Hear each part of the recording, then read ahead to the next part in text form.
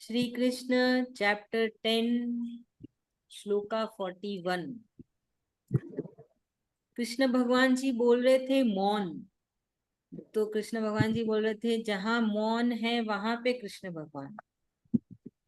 और कृष्ण भगवान ने ये भी कहा कि मौन से जो मौन रखते हैं वो कृष्ण के और करीब होते जाते हैं, है ना, मोक्ष के राह में और आसानी से चले जाते हैं। तो मौन से कैसे, मौन रखने से कैसे हमको कृष्ण प्राप्ति होगी, कैसे हम मोक्ष के राह में अच्छे से चल पाएंगे। क्योंकि जब हम बात करते हैं तो ज्यादा बात करने से क्या होता है, कुछ भी बातें निकल जाती है। आप पूरा समय वहां पे लगा दिए, है ना, सांसारिक चीजों के बारे में बात और करने में। कभी कभी बात बिगड़ भी जाती है, कभी कभी हम गलत भी कह देते हैं। पर अगर मौन रखते हैं तो क्या होता है, वो एक साधना के जैसे है। आप खुद पे फोकस कर पाते हैं, कृष्ण भगवान जी पे फोकस कर पाते हैं, है ना। मौन है, चुप है, कुछ बोल नहीं रहे, अपनी एक तो एनर्जी भी सेव कर रहे हैं और कृष्ण भगवान जी पे ध्यान भी लगा पा रहे हैं। तो क्या होता है, ज्यादा संसार में नहीं घुसे हुए हैं, मौन रखें, चुप रखें। अगर चलो कोई कुछ बोल के भी चला गया तो भी आप चुप हैं, तो क्या आपका ध्यान उधर नहीं जाके आप ध्यान कृष्ण भगवान जी पे लगा सकते हैं। क्योंकि हमारे पास लिमिटेड ही है शक्ति, जिसको हम या तो संसार की चीजों में लगाएं या तो फिर कृष्ण भगवान जी पे लगाएं। ऐसे हम कृष्ण भगवान के जैसे हमारे पास अनंत शक्तियां तो है नहीं, हमारे पास तो बहुत ही लिमिटेड है। तो इसलिए भगवान जी बोल रहे हैं कि जो मनुष्य मौन रखते हैं, है ना, जो चुप रहते हैं, जो कि फालतू की चीजों में नहीं घुसते हैं। कितने जनों को देखोगे ना, बेवजह ही कुछ भी बोल देते हैं, बस बोलना है, कुछ भी बोलना है, ना सर है ना पाँव है, जानते भी नहीं है क्या बात हो रही है, बस आएंगे और बीच में कुछ भी बोलना स्टार्ट कर। तो वो सब नहीं करके हमें मौन रखने सीखना चाहिए। क्योंकि जहाँ पे मौन होता है, चुप रहते हैं, वहां पे कृष्ण भगवान जी है, उनकी शक्ति है, उनका आशीर्वाद है, तभी कोई मौन रख पाता है, चुप रह पाता है। चुप रहना भी बहुत बड़ी कला होती है ना। बहुत मुश्किल है कि हम चुप रहें, कुछ हो रहा है और ना अंदर से रहता है कि नहीं बोलना ही बोलना है, पर फिर भी आप चुप रहते हो। तो उसकी उसके लिए भी बहुत बड़ी शक्ति चाहिए, सहन शक्ति चाहिए। तो वहां पे है कृष्ण भगवान जी। तो मौन रखने के बहुत फायदे हैं। एक तो आप किसी दूसरे पचले में नहीं फंसते हो, आप ध्यान लगा पाते हो कृष्ण भगवान जी पे, समझ पाते हो, है ना, उनके और करीब आ सकते हो। तो मौन रखना बहुत जरूरी है। मौन मतलब एकदम मौन नहीं, कम बोलना, जितना जरूरत हो उससे भी कम बोलना। अगर आपको लगे इतना बोलना चाहिए, उससे भी कम बोलिए, है ना। जरूरत हो तो ही बोलिए, नहीं तो चुप रहिए। आपकी सारी एनर्जी सिर्फ कृष्ण भगवान जी पे लगा दीजिए। तो ये कहा है कृष्ण भगवान जी ने, मौन को बहुत ही महत्व बताया है कि चुप रहना तो गम खाना जैसे हुआ, और ज्यादा अपनी सहनशीलता बढ़ाने का होता है। तो तब सोचिएगा, जब अगर कभी आप चुप रह लिए, सोचना कि आप पे कृष्ण भगवान जी की कृपा है, उनका आशीर्वाद है, तभी आप चुप रह पाए। चलिए, अभी श्लोका 41 में कृष्ण भगवान जी बोल रहे हैं कि जहां कहीं भी तुम कुछ हट के देखते हो, जैसे एक बच्चे में एक हुनर है ना, वो बहुत अच्छी ड्राइंग कर रहा है, तो सोचना वहां पे मेरी ही शक्ति है, कृष्ण कृपा है, कृष्ण भगवान जी का आशीर्वाद है ना। कोई कोई बच्चे होते हैं बड़े, है ना, बड़े तेज होते हैं, उनकी बुद्धि बहुत ही अलग होती है, सब बच्चों से वो एकदम हटके होते हैं, अव्वल नंबर लाते हैं।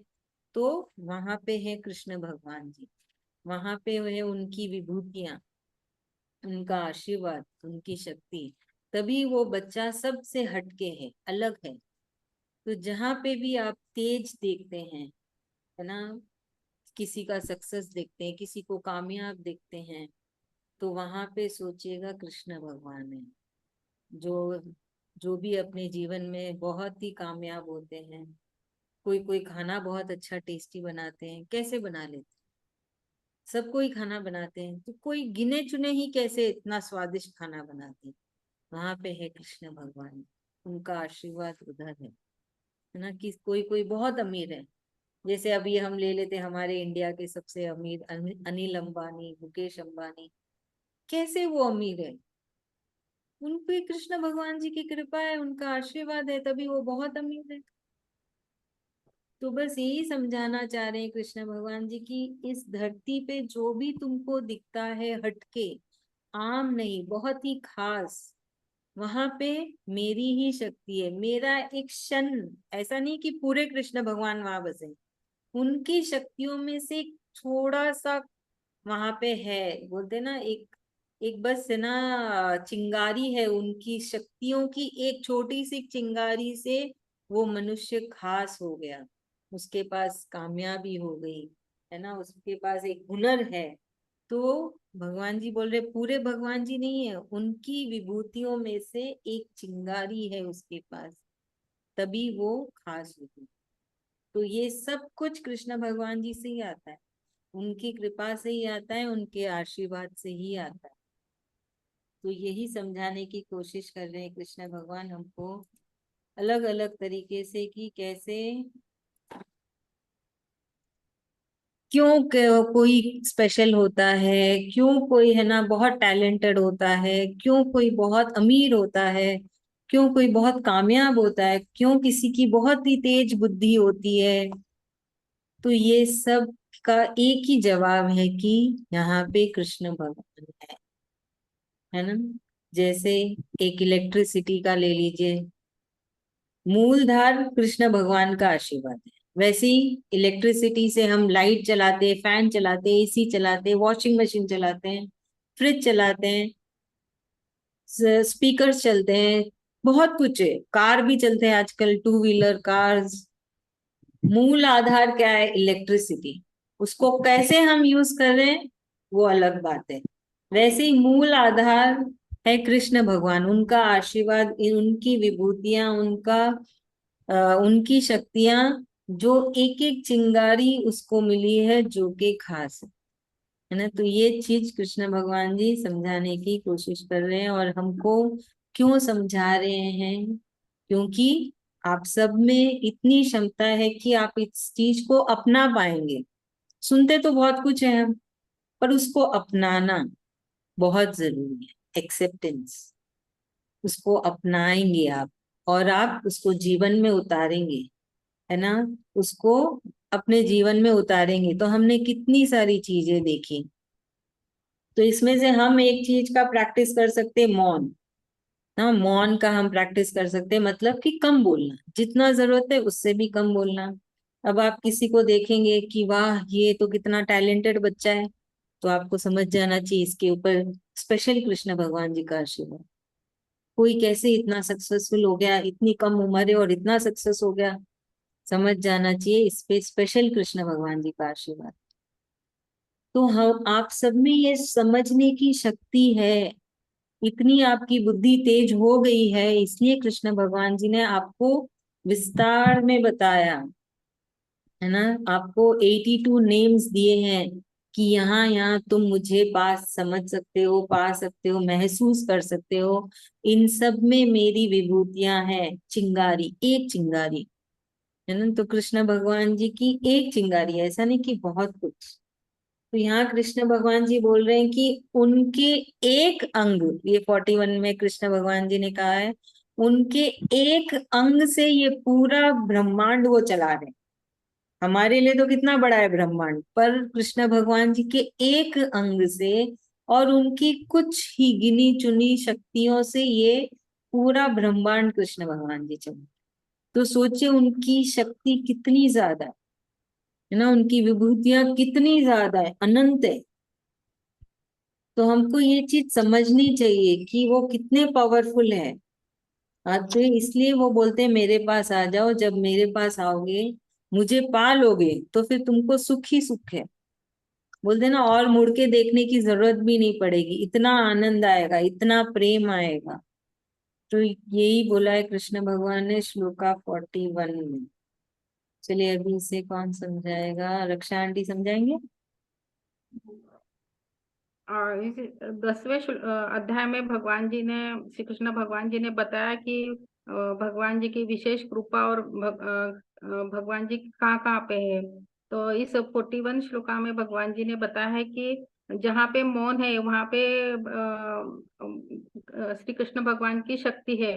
क्योंकि जब हम कम बोलते हैं तो हमारे मुंह से गलत बात भी निकलती नहीं है, और दूसरा कोई कुछ गलत बोल देता तो हम मौन चुप रहते हैं। तो हमारा ध्यान उधर उधर नहीं भटकता, हम किसी गलत सोच में नहीं जाते, और मौन रहने से हमारा ध्यान सिर्फ भगवान जी के ऊपर लगा रहता है। इसीलिए भगवान जी ने बताया है कि जहाँ पे मौन है वहां पे मेरा आशीर्वाद है। और दूसरे इसमें भगवान जी ने बताया है कि इस ब्रह्मांड में, इस पृथ्वी पे बहुत से इतने लोग हैं, लेकिन कुछ ही लोग ऐसे गिने चुने लोग हैं कि वो थोड़े से हटके रहते हैं। उनमें कुछ अलग शक्तियां रहती है, कोई ज्यादा सक्सेस होता है, कोई अमीर होता है, किसी में ज्यादा टैलेंट रहता है।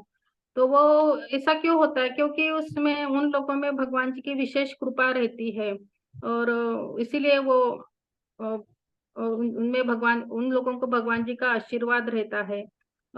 इस भगवान जी के पास तो बहुत सारी शक्तियां होती है, वो पूरा ब्रह्मांड चलाते हैं, लेकिन एक ही इतना सा छोटा सा अंश भी उनके ऊपर रह जाता आता है, तो वो थोड़े से हटके और अलग होते हैं, ऐसे भगवान जी बताते हैं। थैंक यू आंटी, बहुत बहुत धन्यवाद। चलिए अब नेक्स्ट श्लोका, ये आखिरी श्लोका है 10वां अध्याय का, जहां पे कृष्ण भगवान जी इस चैप्टर को खत्म कर रहे हैं ये बोल के कि और इसको है ना विस्तार में, और इसको विस्तार में समझने की जरूरत नहीं कि मैं कहाँ कहाँ हूँ, कहाँ कहाँ मेरी शक्तियां ज्यादा है। बोले कि आप इसका कोई फायदा नहीं है, क्योंकि कृष्ण भगवान जी तो सब जगह है। उन्होंने ये भी समझा दिया कि जो भी कुछ खास होता है, आम से जो अलग हो, अच्छा हो, तो वहां तो कृष्ण कृपा है ही। तो बोलते और ज्यादा जान के कोई तुम्हारे फायदे की बात नहीं है, उसमें तुम्हारा कोई फायदा नहीं होने वाला। तो देखिए यहाँ पे कृष्ण भगवान जी मनुष्य के फायदे का ही सोच रहे हैं कि मैं और अपनी बात अपना ही तारीफ करूंगा ना। यहाँ पे क्या हो रहा है, कृष्ण भगवान जी अपनी ही तो तारीफ कर रहे हैं कि यहाँ पे मैं पाया जाता हूँ सूरज भगवान में, मैं चांद की चांदनी में पाया जाता हूँ, है ना। तो यहाँ क्या है, एक तरफ से तो वो हमको समझा रहे हैं, हमें ज्ञान दे रहे हैं कि कहाँ कहाँ हम कृष्ण भगवान जी को पा सकते हैं, और ये भी बता रहे हैं कि उनकी कहाँ कहाँ कृपा ज्यादा है। उनका गुणगान ही तो हो गया, एक तरफ से उनकी तारीफ ही हो गई। तो बोल रहे कि और मैं अपने बारे में बोल के क्या करूंगा, कोई फायदा नहीं है, मनुष्य के लिए तो कोई फायदेमंद नहीं है। बस आप इतना समझ जाओ कि सब कुछ कृष्ण भगवान जी है। ये जो पूरा ब्रह्मांड, ये सृष्टि जो चल रही है, कृष्ण भगवान जी की शक्तियों के जरिए ही चल रही है, उनके वजह से ही चल पा रही है। वो ही सबको बनाते हैं, सबका ध्यान रखते हैं, और सब कुछ उनमें ही समा जाता है। तो बिना कृष्ण भगवान जी के सपोर्ट के हम कुछ नहीं कर सकते। ना कि ये धरती गोल घूम पाएगी, ना हवा चल पाएगी, ना बारिश हो पाएगी, ना सूरज भगवान निकल पाएंगे। तो सब कुछ और सब कुछ बहुत ही साधारण है कि कृष्ण भगवान जी की ही मर्जी से है, उनकी ही कृपा से, है ना। तो यहाँ पे यही बोल रहे हैं कृष्ण भगवान। और देखिए वो अभी भी मनुष्य के हित के बारे में ही सोच रहे हैं कि और मैं अपने बारे में क्या बताऊं, रहने दो, बस से जितना जाने उतना बहुत अच्छा है। एक लाइन है, सब कुछ कृष्ण भगवान है। बोले इतना समझ लो, उसको अपना लो, स्वीकार लो। अपनाना बहुत जरूरी है ना, सुन तो लिया पर मन में डाउट आया, नहीं नहीं ऐसे कैसे कृष्ण भगवान हुए, ब्रह्मा जी बना रहे हैं ना, विष्णु जी सारा ध्यान रख रहे हैं, और शिव जी सब खत्म कर रहे हैं। नहीं नहीं मैं तो ऐसे नहीं मान गए, हनुमान जी की पूजा करते हैं हम, हनुमान जी ही है सब कुछ। वो शंका हटनी, इसके लिए वो इतना डिटेल में समझा। वो जो डाउट्स है, वो डाउट्स कैसे क्लियर होंगे, इसके लिए कृष्ण भगवान जी कितने प्रेम से कब से समझा रहे हैं, समझा रहे हैं, अलग अलग तरीके से समझा रहे हैं, उदाहरण दे रहे हैं, है ना। अपने खुद के उदाहरण, बहुत सारी चीजें हमें समझाएं अभी तक। तो बस इसी भी वजह से समझा रहे हैं कि आपके मन के डाउट्स क्लियर हो जाए, है ना, दुविधा में ना रहे, आप क्या करें क्या ना करें। बचपन से तो हनुमान जी को पूछते आए, अभी सडनली कैसे हम कृष्ण भगवान जी की पूजा कर लें। तो ये आप जो हनुमान जी की पूजा करते हैं ना, ये आपका प्रमोशन हुआ है, आपको गिफ्ट मिला है कि कृष्ण भगवान जी ने आपको चुन लिया। उन्होंने देखा आपकी भक्ति कि अरे बड़े अच्छे भक्त हैं, कितने प्रेम से बचपन से हनुमान जी की पूजा करे, अब ये मेरे भक्त हो गए, अब इनको मेरी भक्ति मिले, मेरा प्रेम मिले। है ना, तो ऐसा नहीं आपको हनुमान जी को छोड़ देना है। आपका प्रमोशन हुआ है कि आपको कृष्ण भगवान जी ने चुन लिया।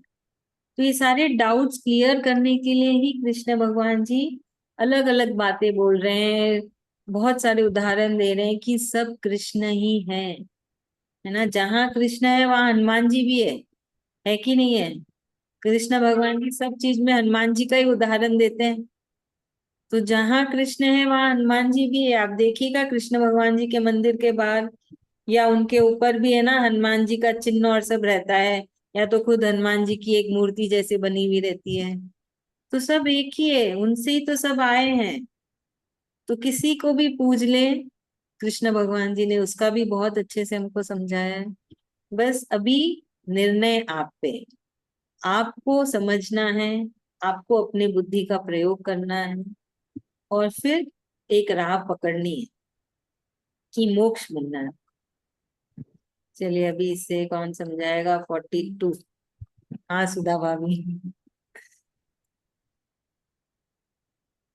म्यूट हो आप भाभी। मतलब सामान चला गया मेरा, मैं जाने वाली थी, आपका बात सुन के मतलब उसको 10 मिनट के बाद जाएंगे। चलो बढ़िया है। यहाँ पे कृष्ण भगवान जी बोले हैं 42 श्लोक में, 10वां अध्याय का लास्ट वाला श्लोक है कि भगवान जी पूरा अध्याय में बताया कि उनका कहाँ का कृष्ण भगवान जी हैं बोल के। मैं सूर्य में भी वो है, चंद्र में भी है, तारे में, पूरे जगत को, पूरी सृष्टि के रचनाकारी पूरे कृष्ण भगवान जी है। जैसे कि हम भगवान की कोई भी भगवान की पूजा करते हैं, दुर्गा माता की, हनुमान जी का या शिव जी का पूजा कर रहे हैं, बचपन से करते आ रहे हैं, तो हम भक्ति में थे। अब कृष्ण भगवान ने हमारा हाथ पकड़ा, हमारा प्रमोशन कर दिया। अब सारे भगवान को, हम सारी सृष्टि को जान पा रहे हैं कि हर तत्व में, हर चीज में, हर क्षण में भगवान की प्राप्ति हम कर सकते हैं, मोक्ष प्राप्त कर सकते हैं इस मनुष्य जीवन में। तो हम जो आध्यात्म में रहते हैं, बचपन भक्ति में रहते हैं, भजन में रहते हैं, पूजा पाठ में रहते हैं, मंदिर जाते हैं, वो सब अच्छा है, वो सब करना चाहिए। बचपन से हम बच्चों को भी सिखाना चाहिए। करते करते वो एक समय ऐसा आता है कि कृष्ण प्राप्ति होने लग जाती है। तो अभी 10वें अध्याय में भगवान अपना स्वरूप बताते बताते बोले अब ये आपको चुनना है कि आप कैसे अपने आप को कर सकोगे, आप कैसे मौन रख के, कम बात करके, अपने आप को समझ अपने ऊपर कैसे काम करोगे, वो हमको निर्णय करना है। माने अर्जुन के थ्रू हमको, हम इंसान को भगवान यहाँ पे बता रहे हैं। थैंक यू भाभी, बहुत अच्छे, धन्यवाद। थैंक अभी थैंक यू जो दीदी आप। लास्ट चैंट है, ओम तत्सदिति। ओम तो खुद कृष्ण भगवान जी है, तत्सदिति मतलब बस यहीं तक, है ना। तत्सदिति यहाँ पे खत्म होता है। विभूति योग नाम, तो विभूति योग, विभूति है इस चैप्टर का नाम, योग नाम 10वां अध्याय। 10वां अध्याय यही खत्म होता है। कृष्ण अर्जुन संवादे, तो ये कृष्ण भगवान जी और अर्जुन के बीच की संवाद है, मतलब इन दोनों के बीच की बातें हैं। ऐसे नहीं कि सिर्फ कृष्ण भगवान जी बोल रहे हैं कि सिर्फ अर्जुन बोल रहा है, ये दोनों के आपस की बातें हैं जो ये चैप्टर 10 में लिखा है। तत्सत, हरिओम तत्सत मतलब ये सच है। हरि भी कृष्ण भगवान जी है, ओम भी कृष्ण भगवान जी है, तत्सत मतलब ये सत्य है और इसको कोई नहीं बदल सकता। ये सत्य है और इसको कोई बदल नहीं सकता, है ना। ये सच है और ये सच है और ये सच है। तो यही यहाँ पे लिखा हुआ है कि इससे हमारा 10वां अध्याय खत्म होता है, जिसका नाम है विभूति योग, या बोल लीजिए कृष्ण भगवान की शक्तियां, विभूति का मतलब, या योग ऑफ ग्लोरी, कृष्ण भगवान जी की गुणगान। तो ये ना इस बात के ऊपर एक स्टोरी है, जैसे ना ये सत्य है, ये सत्य है, ये सत्य है करके। एक है ना, एक बहुत बड़े मुनि थे, उन्होंने पढ़ी गीता। तो है ना उसमें लिखा था कि कृष्ण भगवान जी बोले, चैप्टर 9 में आता है ना, जब कृष्ण भगवान जी बोलते हैं कि सारे भक्तों का बोझ मैं उठाऊंगा। तो वो ज्ञानी थे बड़े, तो बोले कि भगवान क्यों किसी का बोझ उठाएंगे, चाहे कितना भी बड़ा भक्त हो। तो उन्होंने उस श्लोका के शब्द बदलने चाहे कि नहीं, इसको ऐसे नहीं होने चाहिए, भगवान ऐसे नहीं बोल सकते कि ना मैं अपने भक्तों का बोझ उठाऊंगा। तो उन ज्ञानी ने उस शब्द बदल दिए कि भगवान रक्षा करेंगे, बोझ नहीं उठाएंगे। तो भगवान जी, कृष्ण भगवान तो अंतर्यामी है, वो आए एक बालक के रूप में। और वो ज्ञानी बड़े ही अच्छे ज्ञानी थे, बड़े ही शांत स्वभाव के, है ना, दातार एकदम। तो वो एक छोटे देखो, ना, भगवान जी एक छोटे से एक बालक के रूप में सब्जी और लेके आए टोकरी में। वो आए और है ना, वो ज्ञानी के घर में आए, तो ज्ञानी जी की श्रीमती जी थी। वो बोली, बोलिए बालक। तो बोले कि माता ये टोकरी उतार दो नीचे। तो वो बोली कि इतने सुंदर छोटे से बालक को इतना बड़ा सामान कैसे लेके जा रहे हो, बहुत भारी है। तो माता ने देखा कि गाल एकदम लाल हो रखा है, जैसे कोई जोर से थप्पड़ मारता है ना, तो कैसे लाल हो जाता है। तो बोले क्या हुआ इधर आपको। तो बोले आप टोकरी उठा के रख दीजिए।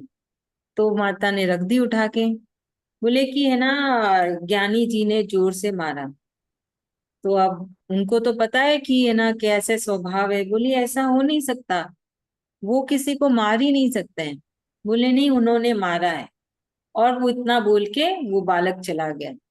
तो जब ज्ञानी घर आए, तो देवी माता ने सारी चीजें बता दी कि ऐसे ऐसे हुआ, एक बालक आया बड़ा सुंदर सा, और है ना ऐसे उसके गाल में था लाल, उसका लाल हो रखा था। तो वो ज्ञानी समझ गए कि वो कृष्ण खुद थे। और जो उन्होंने गीता के श्लोका के जो शब्द बदले, उसका कृष्ण भगवान ने पर्चा दे दिया कि तुमने शब्द बदल के भगवान को ही तमाचा मार दिया। तो ये है तत्सत।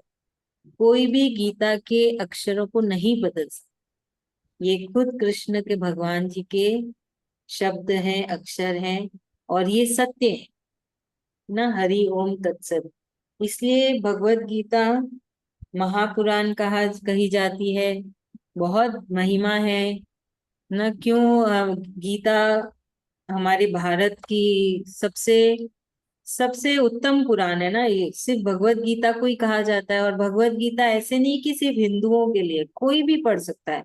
और पढ़ते भी हैं, बहुत जन पढ़ते हैं। साइंटिस्ट हो गए, एक्टर एक्ट्रेस हो गए, सब कोई पढ़ते हैं भगवत गीता, क्योंकि ये जात पात नहीं है, ये है धर्म कि करना क्या है इस शरीर का, ये शरीर को कैसे चलाना है, जो दिमाग मिला है उसको कैसे प्रयोग में लाना है, जो हमारे भाव है उसको कैसे चलाने, जो इंद्रियां हैं उसको कैसे करना है काबू में। तो ये सब सिखाती है भगवत गीता। तो ये जात पात से नहीं है, ये तो सिर्फ कृष्ण भगवान जी ने कहा है उस। तो इसके लिए बोल देते कि हिंदू धर्म है, वैसे कोई धर्म में सीमित नहीं है ये भगवत गीता हमारी। चलिए अभी कोई बोलेगा इस चीज को वापस। ये भगवत गीता का बारे में बोले हैं इसमें। हाँ बोलिए। जे मतलब भगवत गीता का जो अक्षर है, जो वचन है, जो श्लोक है, वो सब सत्य है संपूर्ण। ना उसको हम बदल सकते हैं, ना उसको चेंज करने का कि कोई चीज को कोशिश भी हमको करने का। ये भगवान का है और ये सत्य है संपूर्ण रूप से। जो कि हमारा हमको भगवत गीता पढ़ना इसीलिए चाहिए। हमारा जो रोजचर्या का जिंदगी है, हमारा मन का भाव, हमारा जो संकोच, हमको जो हर रोज का जिंदगी में जो सुधार करना है, वो सब हमको इससे प्रेरणा मिलती है भगवत गीता से। तो ये हमारा जीवन शैली को बदल देते हैं और बदल जाता है इससे, और हमारा सारा कंफ्यूजन जो लाइफ का वो दूर हो जाता है। तो इसीलिए वही थैंक यू कि भाभी, ये थैंक यू। करते हैं। वो बहुत वाली स्टोरी एक बार सुननी है, मैं आधा सुन के उठ गई थी, वो लोग डिस्टर्ब कर दिए मेरे को। जो बोले संत जो थे और बहुत ज्ञानी थे, उसके बाद भगवान वेश बदली करके आए, वहां तक सुनी। हाँ, अभी पहले भाभी श्लोका करते हैं, टाइम रहेगा तो मैं फिर से आपको बताऊंगी। ठीक है हाँ, है ना, श्लोका चैंटिंग ना रह जाए कहीं। हाँ दीदी। आप और रहिएगा इधर ही, मैं आपको टाइम रहेगा ना फिर से बता दूँ। हाँ जी दीदी। हाँ, चलिए अभी इसकी चैंटिंग कर लेते हैं। चैप्टर 10 श्लोका 41। कौन करेगा, अनम्यूट करिए।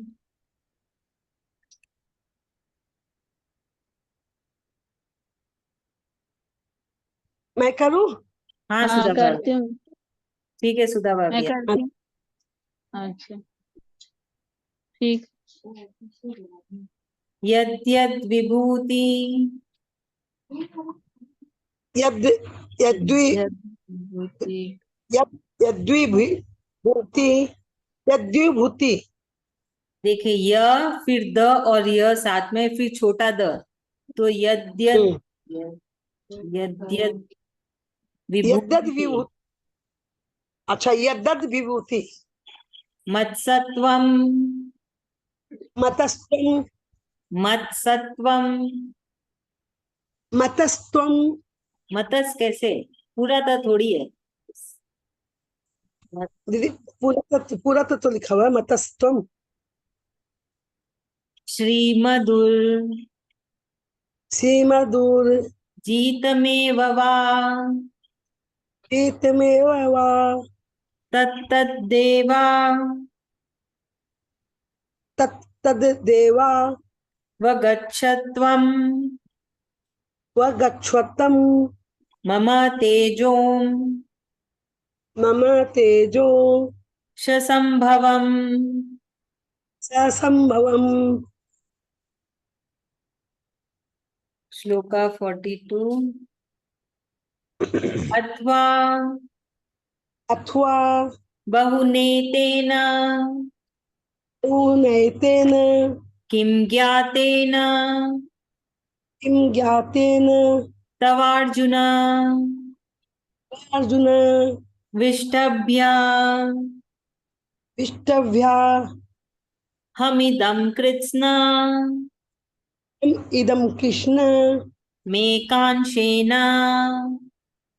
मेकाशेन स्थितो जगत्।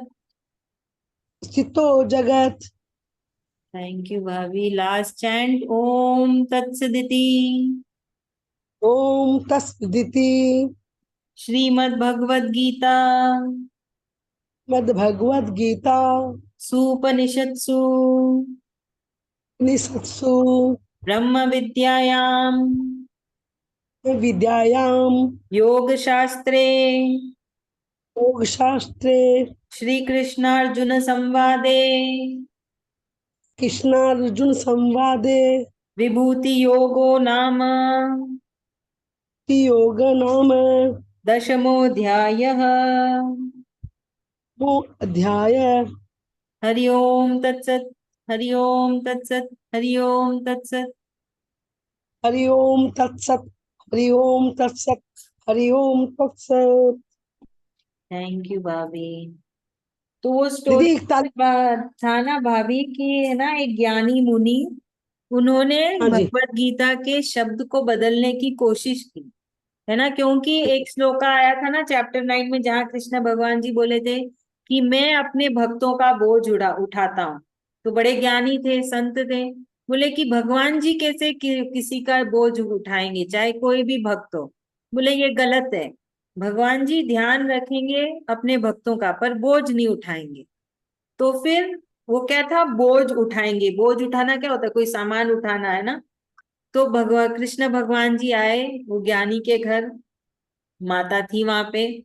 तो वो बड़े ही सुंदर से छोटे से एक बालक, और है ना ऊपर टोकरे में बहुत सारी सब्जियां थी। तो माता बोली इतना सुंदर बालक है, इतना सारा बोझ उठा के आया, और देखा कि गाल एकदम लाल हो रखा है जैसे किसी ने मारा हो।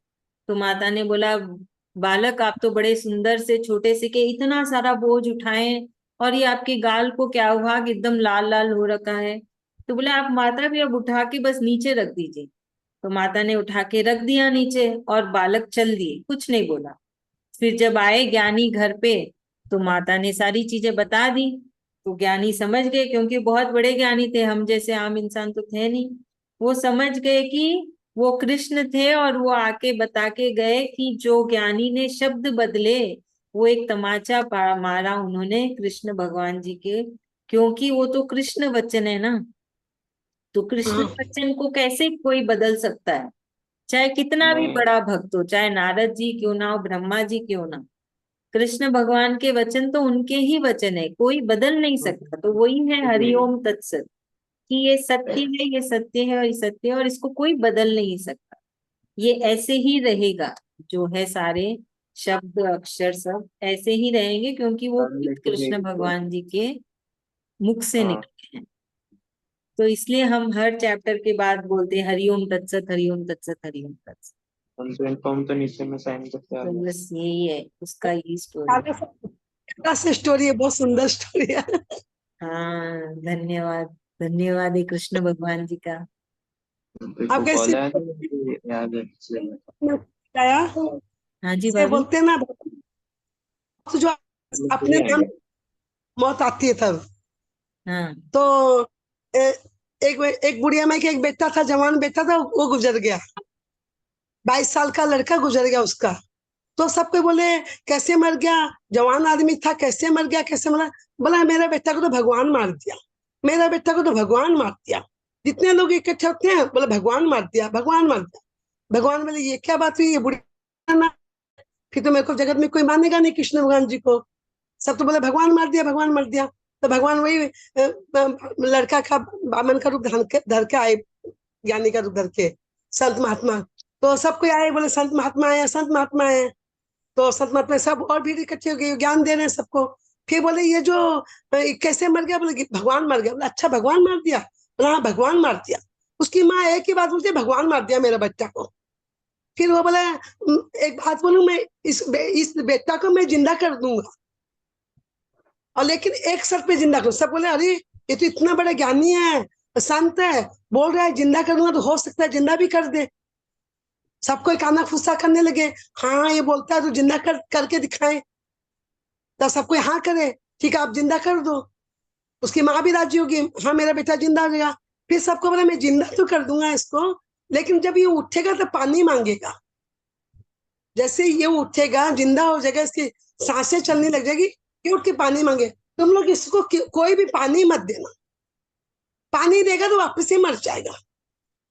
अब वो जिंदा करके भगवान तो चले गए, अंतर्ध्यान हो गए, वो महात्मा जी तो चले गए, सबको अपनी अपनी भीड़ खाली हो गई। इसका बेटा जो जिंदा गया, अब ये जाने इसकी माँ जाने। वो पानी मांगा, सारी दुनिया चली गई। अब पानी मांगा तो दिन भर पानी पानी पानी मांगता है, माँ की ममता मानी नहीं, मेरा बेटा कितना प्यासा रहेगा। उठा तब से बोला पानी दे दो, पानी दे दो। और संत महात्मा तो ऐसे ही बोलते थे, कोई बात नहीं, और मेरा बेटा मैं पानी दे दूंगा, मेरे सामने क्या मेरा बेटा प्यासा रहेगा क्या? उसका मन में आया बात, तो उसको पानी दे दी। पानी दे तो फिर वो मर गया। मर गया तो फिर लोग इकट्ठा हुए, बोले कैसे मर गया, कैसे मर गया? तो बोला मेरे कारण मर गया, मैं पानी दे तो मर गया, मैं पानी दे तो मर गया। भगवान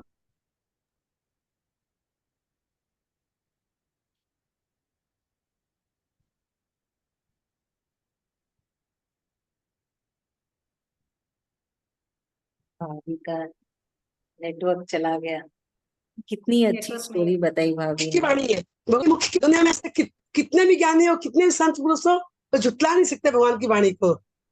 सही बात है। सही है। भगवान जी बहुत की बहुत अच्छी कहानी बोले भाभी आप, बहुत अच्छा लगा। मेरे को बहुत अच्छी लगती है कहानी, छोटी छोटी कहानी थी ना, मेरे को बहुत खुशी लगती है कहानी। आज वाली कहानी भी बहुत अच्छी लगी। बहुत अच्छे, ऐसे ही सबको ही है ना, हम लोग रखते हैं कि सबको एक एक कहानी बताएंगे, है ना, एक एक हाँ टर्न करके सब, क्योंकि सबके पास ज्ञान तो इतना बड़ा समुंदर के जैसे है। हम एक दूसरे से सीखेंगे, और कृष्ण भगवान के और करीब ही जाएंगे, उनके बारे में जान के, उनकी कहानियां सुन के। दीदी, मेरे को एक बात पूछना है। मैं किसी को गीता जी पढ़ने के लिए ऐसे ही प्रेरित करने के लिए बोली, तो उन्होंने मेरे को बोला गीता जी संस्कृत में है, भागवत गीता हम लोग पढ़ नहीं सकते कभी भी संस्कृत सही से। बोले क्यों नहीं पढ़ सकते, मैं भी तो पढ़ रही हूँ, और भी एक दो जन का एग्जाम्पल दिए, वो लोग भी तो पढ़ते हैं।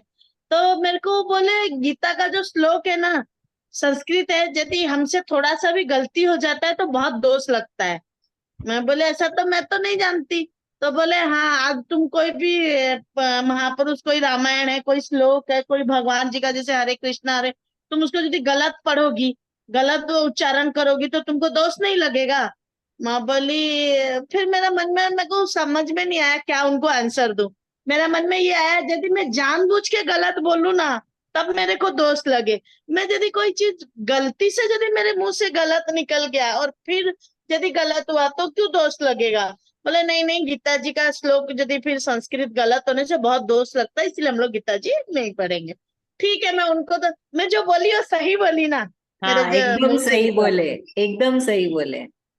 जानबूझ के गलती किया वो गलती है। आप तो प्रेम से गीता पढ़ रहे हैं ना, आपको तो कृष्ण भगवान जी चाहिए, आपने उसके लिए पढ़ा। तो जब हम सीख रहे हैं तो गलतियां तो करेंगे ही। जब हम कुछ भी नया सीखते हैं गलती तो होगी, गलतियों से ही तो हम आगे बढ़ेंगे। कृष्ण भगवान जी भी क्या बोलते हैं, प्रयास करते रहो, प्रयास करते रहो, मैं मिलूंगा ही मिलूंगा। आपके प्रयास को देख के ही कृष्ण भगवान जी मिलेंगे। ऐसा नहीं है कि है ना दीदी आप कितना। हाँ, अभी लाइन भी कटने वाला है, हम इस टॉपिक को कल भी बात करेंगे। दीदी इसमें तो ये कहानी है उंगली माल वाली। वो मरा मरा बोला तो भगवान ने उसको राम ही मान लिया। हाँ, भाव सही देखता है बात, भगवान, तो हम भाव किस भाव से पढ़ रहे हैं। हम सही। श्री कृष्ण के भाव से उस श्री कृष्णार्पण मस्तु करके पढ़ेंगे तो कुछ पाप नहीं, कुछ दोष नहीं, बल्कि हमारी कुछ न कुछ उन्नति ही होगी।